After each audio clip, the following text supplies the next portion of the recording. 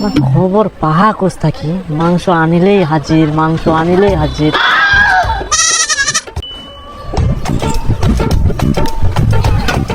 আচ্ছা বর্জান, মুই যেদিন যেদিন মাংস নুং সেদিন সেদিন তুই মোর জামাইটা খবর দিস না। আচ্ছা এরকম খবর দেওয়ার কি দরকার কত?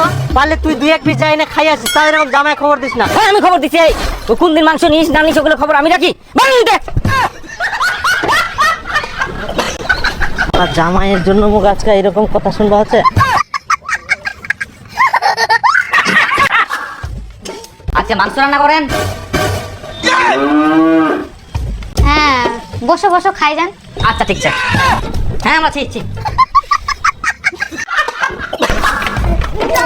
খবর পাহা খোঁজ থাকে জামাই, যেদিনে মাংস আনুন সেদিনে খবর পাই যা।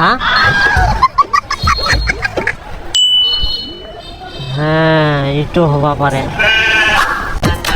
আচ্ছা ভাস্তা, মুই যে তোর ঠিকা থাকি মাংস নিয়ে যাও, এটা কথা কি মোর জামাই কই? হ্যাঁ মোর খেতে কাম লাগে না, তোর জামাই মুখ কইলাম তুই কোন দিন মাংস নিছিস না নিছিস, মোর তো এদিক ব্যবসা নেই নাকি? তোমার তো কত নিজে তো মাংস কি লোকে ভাই। ও তোমরা না, আমরা তো তোমার বাড়ি যাই না, আজকে তোমরা পাঙ্কাশ মাছ রান্না করিয়া না। আচ্ছা জামাই, হ্যাঁ? তোমরা বুঝা পাহান কি করি, আমরা কি রান্না করি? কি করিবে বুঝা পাই, তোমরা বুঝা পারনি? গন্ধ যে পাওয়া যায় সঙ্গ দিন ভালো করে।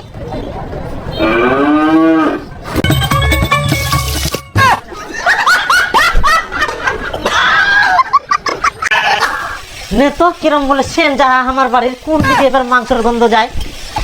দুয়ার দুয়ার দিবের আমাকে। হ্যাঁ হাম দেখ একটা সেনও যাবা দিবেন।